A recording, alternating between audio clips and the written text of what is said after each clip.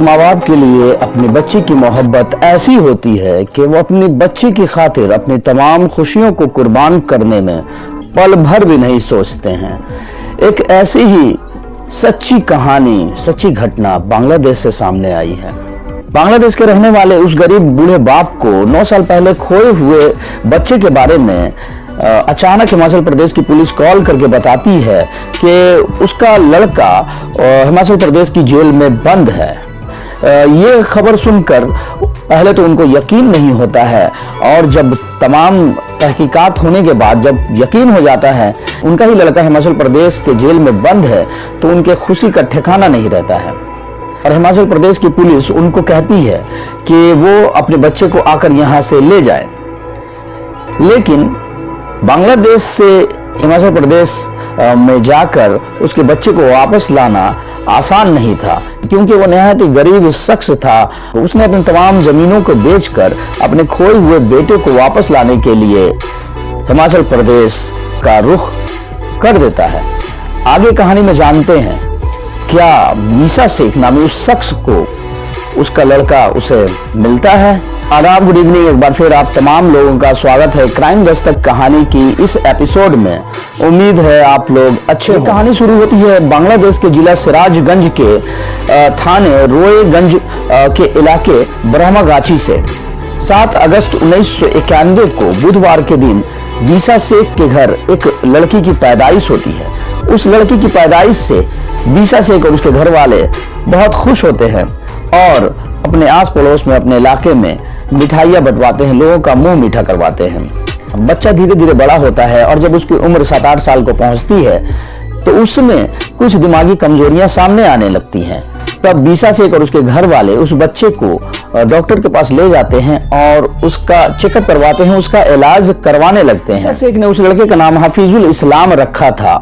हफीजुल इस्लाम के बाद एक और लड़का और एक और लड़की होती है। खुशकिस्मती से वो दोनों बच्चे सही सलामत होते हैं। उनमें किसी किस्म की दिमागी और जिस्मानी डिसेबिलिटी या किसी किस्म की बीमारी नहीं पाई जाती। जैसे कि उस बड़े बच्चे में दिन पर दिन दिमागी बीमारी और दिमागी कमजोरी बढ़ती जाती है, जिसको लेकर मीसा शेख बहुत परेशान रहा करता था और वो गांव में इधर उधर घूमता फिरता रहता था, जिसकी वजह से गांव के तमाम लोग उसे पहचान चुके थे।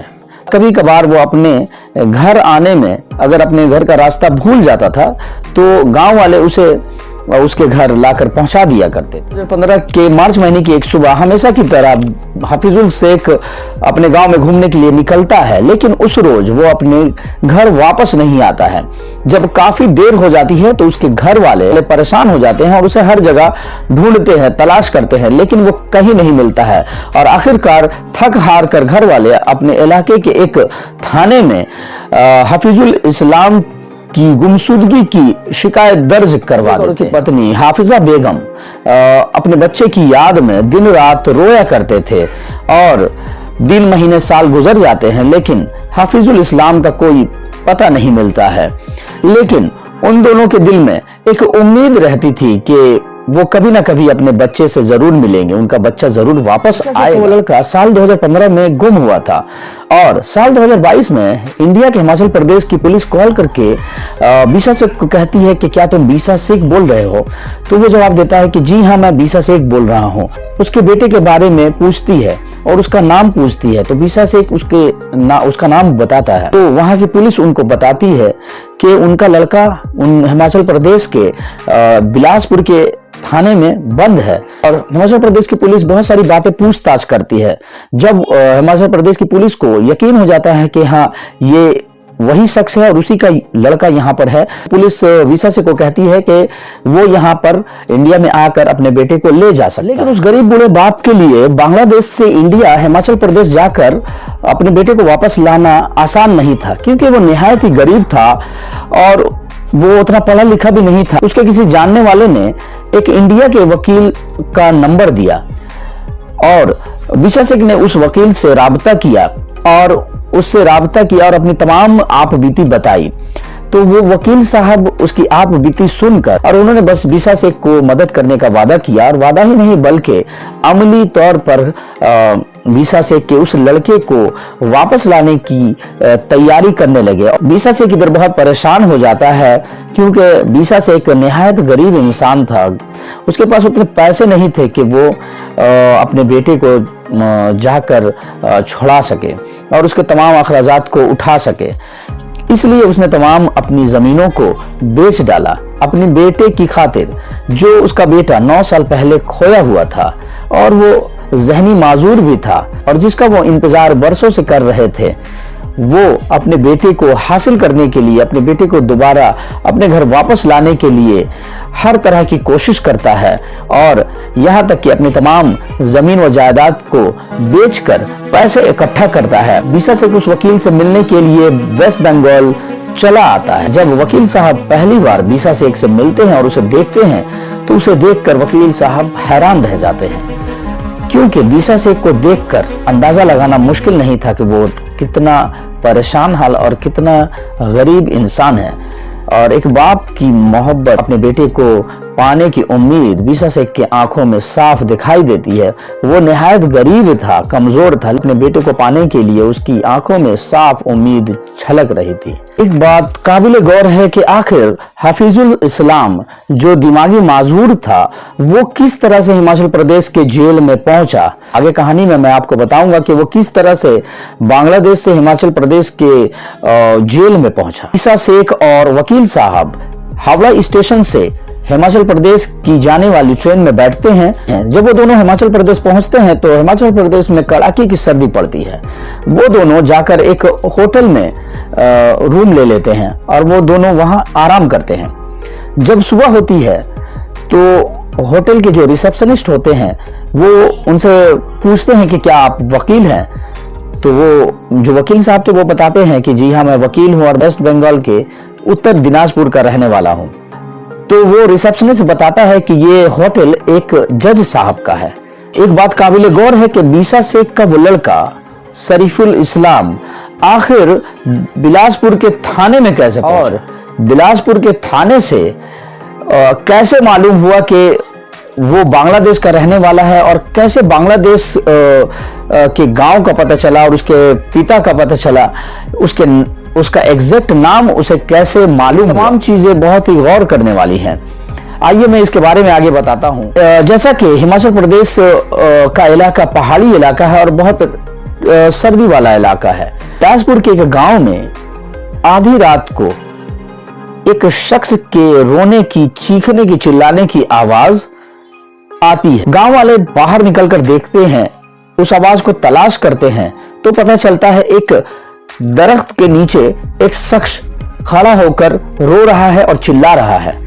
तमाम गांव वाले वहां जाकर जमा हो जाते हैं और उस शख्स से पूछते हैं कि आखिर तुम यहाँ क्यों रो रहे हो और तुम कहां से आए हो, तुम्हारा क्या नाम है। ना ही वो अपना नाम बताता है, ना ही वो कहां का रहने वाला है वो बताता है। गांव वाले थक हार कर इलाके के थाने को कॉल करते हैं और पुलिस बुलाकर उसे हैंड ओवर कर देते हैं।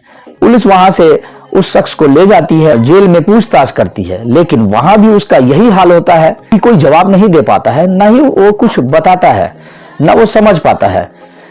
कुछ देर गुजरने के बाद पुलिस वालों को रियलाइज होता है कि शायद ये शख्स बांग्लादेशी हिमाचल प्रदेश की जुबान को समझ नहीं पा रहा है।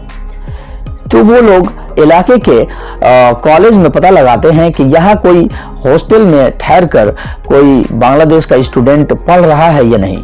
तो पता चलता है कि यहाँ बहुत सारे बांग्लादेश के स्टूडेंट्स हैं जो यहाँ हॉस्टल में रहते हैं और यहाँ स्टडी करते हैं। अगले दिन पुलिस वाले बांग्लादेश के तमाम छात्रों को बुलाते हैं। बांग्लादेश के जितने छात्र थे जब थाने में आते हैं उनसे शरीफुल इस्लाम की बातचीत करवाई जाती है। जब बांग्लादेश के छात्र बांग्ला जुबान में उससे उसके पिता का नाम, उसके गांव का नाम और उसका नाम पूछते हैं, वो तब जाकर तीनों सवालों के जवाब सही सही दे देता है।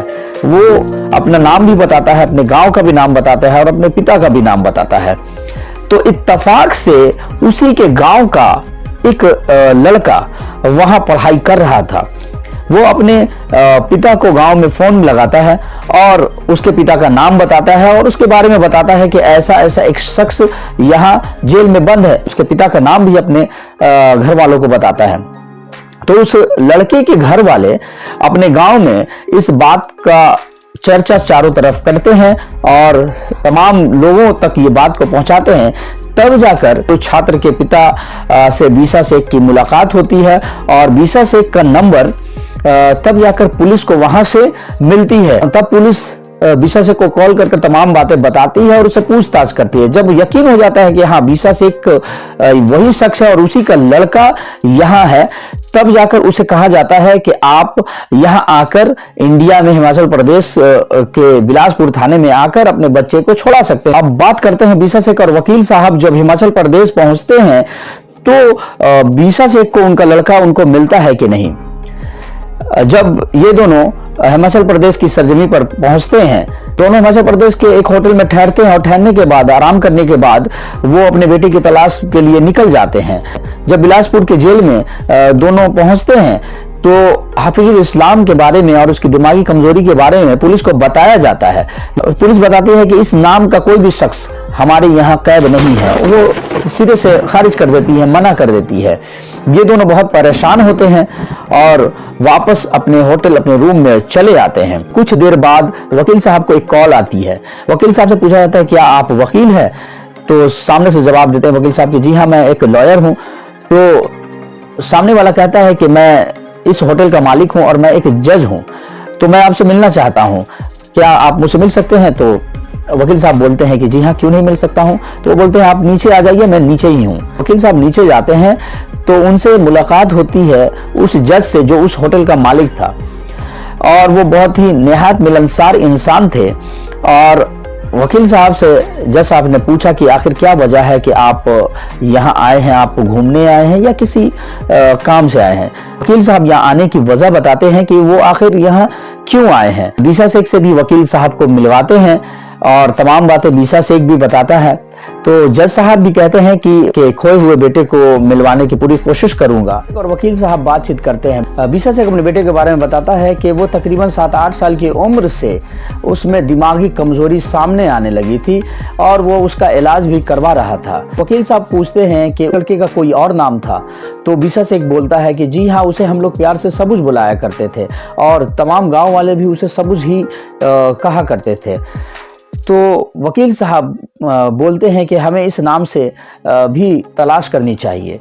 अगले दिन सुबह जाते हैं जेल में और सबुज के नाम से रिकॉर्ड को चेक करवाते हैं। तो पता चलता है कि सबुज के नाम से एक शख्स यहाँ कैद था और उसने सजा काटी है और उसके बाद उसे रिहा कर दिया गया है। अब सवाल उठता है कि एक जहनी मरीज को FRO कहाँ भेज सकती है और जो बांग्लादेश की एम्बेसी है एक ऐसे जहनी माजूर शख्स को कैसे अकेला छोड़ सकती है? वकील साहब और बीसा शेख दोनों पता कर रहे हैं कि आखिर वो किस हाल में है और कहाँ है।